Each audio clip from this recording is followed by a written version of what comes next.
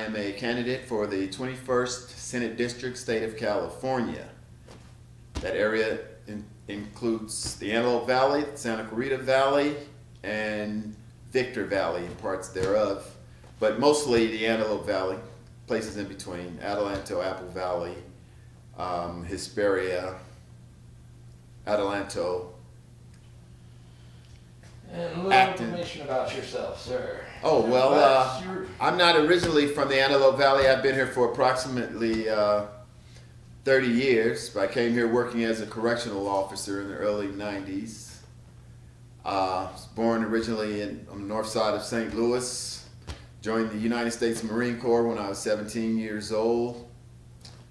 Worked in aerospace in Los Angeles when I left the Marine Corps. Kind of got bored working in aerospace, not enough excitement, so I decided I would go and work for the California Department of Corrections. Worked for them for about 10 years. Worked at two different maximum security prisons, one being CCI, which is California Correctional Institution at Tehachapi, and the other being CSP-LAC, which is California State Prison, Los Angeles County, which is the only maximum security prison inside the bounds of Los Angeles County. And sir, if you are the elected official, what are some of the things you definitely would want to change in the Antelope Valley? Well, my primary objective would be education. That is my number one goal, would be to make the 21st Senate District known, world known for the amount of education that people receive. The first day at the Correctional Academy, they tell you that when you put a state prison in a community, you change the demographics of that community. And I've seen it here. It's a startling thing, but people need to know this. Our prisons are full of basically blacks and Mexicans. African American males make up 6% of the population of the state of California, but yet we make up anywhere to 45 to 50% of the prison population. So, with that being said, I think that education gives children hope for their own future, so they can be, pretty much limitless to what they want to be. They can be anything they want to be as long as they achieve the proper education. I would rather pay on the front end and giving these kids and parents, people in the community, the resources they need to get their kid proper education all the way up through college, a college degree. We always have money for war, and we always seem to run out of money when it comes to educating our own children, and they are our future. So why not educate them and give them the best future possible? And what about the veterans and the homeless of the Antelope Valley, sir? Oh, well, since I'm a veteran myself, and I know that veterans, there's a plethora of obstacles. Once you've served in the military, whether you're in a combat zone or just away from your family, there's, veterans are people too.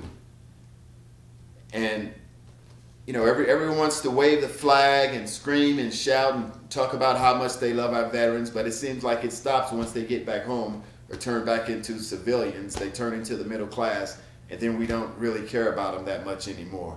But they're still veterans to me, and they've served and stepped up and served the community, and they deserve a certain amount of dignity and respect.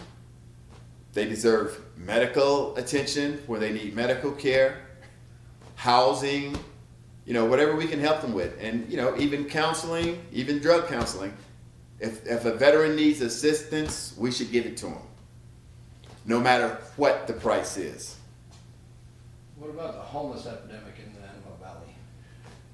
Well, I have a very unique perspective on the homeless, being a real estate appraiser. That I was on the front row seat of the mortgage meltdown when it happened in 2007. I seen many people lose their homes. It was a totally adverse effect on this community, especially in the Antelope Valley, where we have approximately 82% single family homes. I saw so many people lose their homes. And when people lose their homes, that means that children are uprooted from schools. Their foundation, their whole foundation is disrupted. So the homeless, to me, it's like we got to do something about it.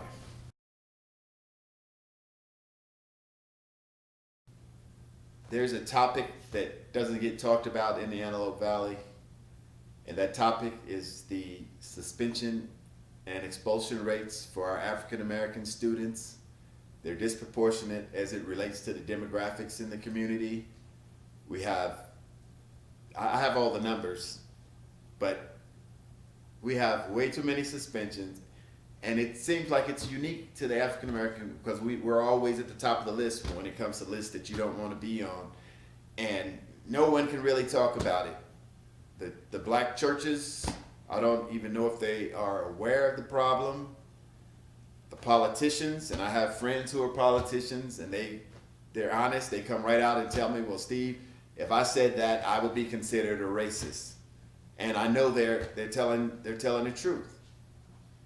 But you can't really deal with a problem like that unless you take it head on, because you're gonna get into other societal problems like family matters.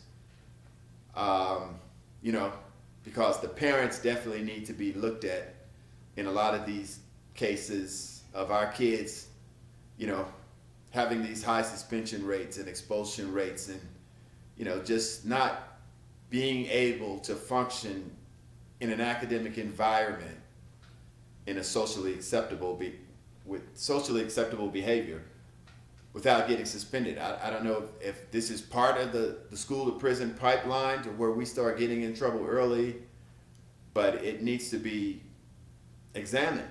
We have a problem that needs to be examined, and no one wants to touch it because it's a slippery slope, and some people are going to be accused of calling people racist because maybe there is not a father in the home, or maybe there's this, or maybe that. Anything that someone can accuse you of being racist of, instead of looking at the facts that our numbers are disproportionate and that there is a problem there that exists that we need to get to the bottom of, which getting to the bottom of it could be something very difficult to do, because if you ask me, this kind of thing goes all the way back to slavery, to where we were not even legally allowed to obtain education, to learn how to read or write.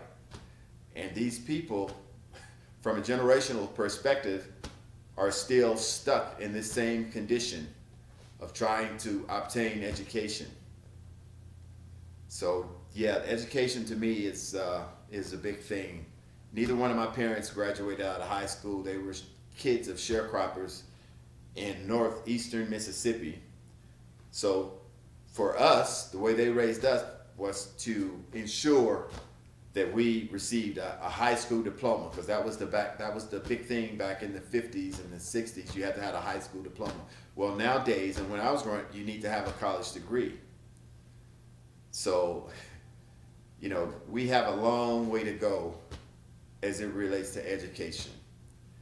They're always talking about reparations and paying black people reparations for wages during the slavery period in America.